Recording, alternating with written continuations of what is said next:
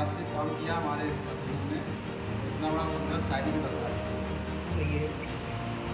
घर में क्या हो रहा है, परिवार में क्या हो रहा है, बीवी के साथ क्या हो रहा है, बच्चों के साथ क्या हो रहा है, क्या खा रहे हैं क्या नहीं खा रहे हैं, ये सब भूलने के बाद जो संघर्ष था, और संघर्ष करता हूँ, इस संघर्ष में ना तो किसी भी जनप्रतिनिधि ने हमको सहयोग किया मंत्रियों से मुलाकात के लिए, न किसी उद्योगपति ने किया। ग्वालियर चंबल क्षेत्र में विभिन्न 5 सूत्रीय मांगों को लेकर 27 फरवरी से चंबल सेतु से लेकर दिल्ली तक 600 किलोमीटर की यात्रा पूरी करके लगभग सभी मांगों को पूरा करके ग्वालियर अंचल लौटी। यह जानकारी समाधान पदयात्रा के संयोजक भूपेंद्र सिंह कराना के द्वारा प्रेस वार्ता करके दी गई।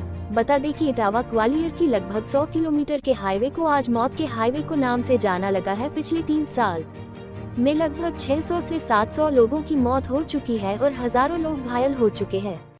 समाधान पद यात्रा के संयोजक भूपेंद्र सिंह कराना ने केंद्रीय राजमार्ग एवं परिवहन मंत्री नितिन गडकरी से मुलाकात कर इस हाईवे के द्वारा लगातार हो रही घटनाओं को उनके समक्ष रखा। केंद्रीय मंत्री ने इस परेशानी को गंभीरता से देते हुए उन्होंने तत्काल NHAI और MPRDC को आदेश दिया कि अगले 1 साल में इस हाईवे को 6 लाइन में बनाने का काम शुरू किया जाए। इस हाईवे बनाने के आदेश को भूपेंद्र सिंह कराना को मूल प्रति कॉपी देते हुए आश्वस्त किया कि जल्द से जल्द 1 साल के अंदर इस हाईवे का काम शुरू कर दिया जाएगा। 3 मांगों के लिए संत समाज, समाज सेवी, सामाजिक कार्यकर्ता, जनता जनार्दन सब परेशान हैं। तो मैंने सोचा कि इस मिट्टी में मेरा भी जन्म हुआ है, इसी ग्वालियर चंबल अंचल से मेरा जन्म हुआ, मेरा भी कुछ कर्ज बनता है। इसलिए मैंने एक नारा लगाया, आओ मिलकर अपना फर्ज निभाएं और मातृभूमि का कर्ज चुकाएं। ये हमारे ऊपर कर्ज है। इस कर्ज को चुकाने के लिए जब हमने देखा कि हमारी समस्या यहाँ कोई नहीं सुनेगा, तो हमने दिल्ली की तरफ रुख किया और समाधान पदयात्रा की घोषणा की, जो चंबल पुल से लेके 600 किलोमीटर की पदयात्रा करके हम लोग दिल्ली पहुंचे।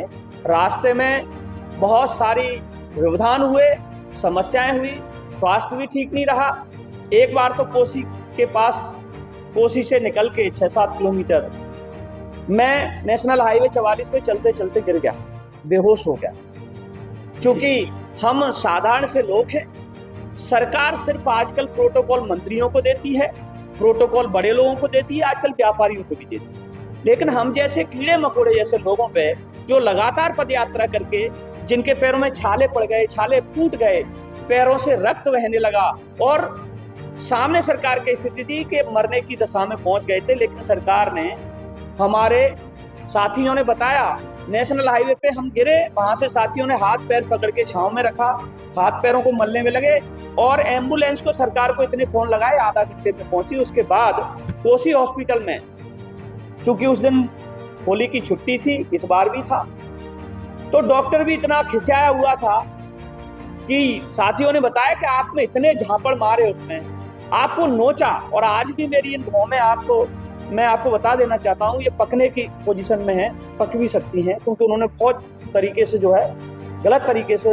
मेरे साथ ट्रीट किया और उन्होंने ड्रिप चढ़ाई है। ड्रिप चढ़ने के बाद होश आया, तब पता चला मैं कोसी हॉस्पिटल में हूँ। लेकिन मैं धन्यवाद करना चाहता हूँ उन साथियों का जिन्होंने लाइव के माध्यम से, सोशल मीडिया के माध्यम से देखा, आप लोगों ने दिखाया। कोसी के आसपास पलवल के क्षेत्र में जो हमारे सामाजिक बंधु हैं, वो वहाँ बड़ी संख्या में पहुंचे और उन्होंने फिर मेरे साथ वहाँ से चलने का, और वो पलवल तक साथ चले, होडल तक साथ चले और हमें हरियाणा की सीमा को पार कराया। वस्तुतः हम अपने संकल्प को लेके दिल्ली पहुंचे।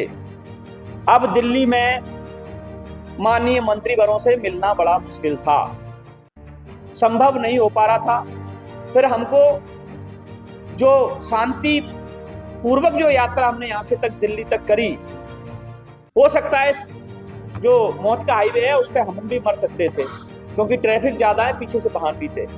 अपनी जान की परवाह नहीं करी, लेकिन अपने उद्देश्य तक पहुंचे। और हमारी मुलाकात सर्वप्रथम मध्य प्रदेश के पूर्व मुख्यमंत्री, देश के वर्तमान कृषि मंत्री जी माननीय शिवराज सिंह चौहान से हुई। शिवराज सिंह चौहान जी से हमने किसानों की समस्या को लेके अवगत कराया।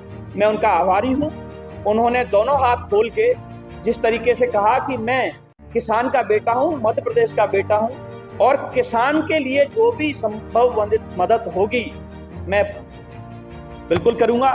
उन्होंने हमें ठोस आश्वासन दिया और हमारी किसानों की समस्या, लगता है कि हमारी किसानों की समस्या का हल निकलेगा। उसके बाद माननीय राष्ट्रीय राज्य मंत्री माननीय गडकरी साहब से भेंट हुई। गडकरी साहब से भेंट होना जरा मुश्किल था, लेकिन कैसे भी हुई। मंत्री साहब का व्यवहार बहुत अच्छा था। एक बार नहीं, 3 बार उनसे भेंट हुई। पहली भेंट में उनको उनके जो पीएस थे उनको ये समझाने में बहुत समय लगा कि वास्तव में एक छोटा सा ऐसा हाईवे है जिस पे लोग मर रहे हैं और उसका बनना बहुत जरूरी है। जब उन्होंने समझा, इसकी टेक्निकल समस्या उन्होंने हमें बताई। उन्होंने कहा कि ये 2028 तक कॉन्ट्रैक्ट में, इसके बाद कुछ नहीं हो सकता, 2028 के बाद ये हाईवे जरूर बनेगा। लेकिन हमें ये मांग बिल्कुल स्वीकार नहीं थी। उस कॉन्ट्रैक्ट में इस रोड का जब विवरण लिया तो उसमें यह भी था कि इसकी 4 लाइन की डीपीआर भी बन चुकी है।